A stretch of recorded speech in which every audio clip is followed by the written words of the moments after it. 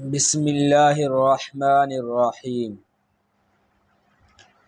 وضو 9 چیزوں سے ٹوٹ جاتا ہے۔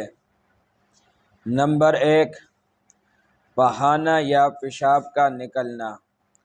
نمبر 2، ہوا کا خارج ہونا۔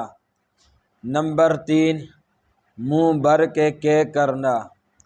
نمبر 4، لیٹ کر یا ٹیک لگا کر سو جانا۔ اگر آدمی بیٹھا بیٹھا سو جائے تو اس کا وضو خراب نہیں ہوتا، لیکن اگر لیٹ کر یا ٹیک لگا کر سو گیا تو اس کا وضو جو ہے وہ ٹوٹ جائے گا۔ نمبر 5، بے ہوش ہو جانا۔ نمبر 6، پاگل ہو جانا۔ نمبر 7، نشہ میں ہو جانا۔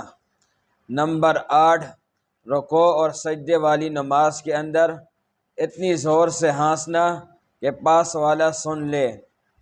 اور نمبر 9، بدن کے کسی مقام سے خون یا پیپ نکل کر بہنے لگے تو اس سے بھی وضو ٹوٹ جاتا ہے۔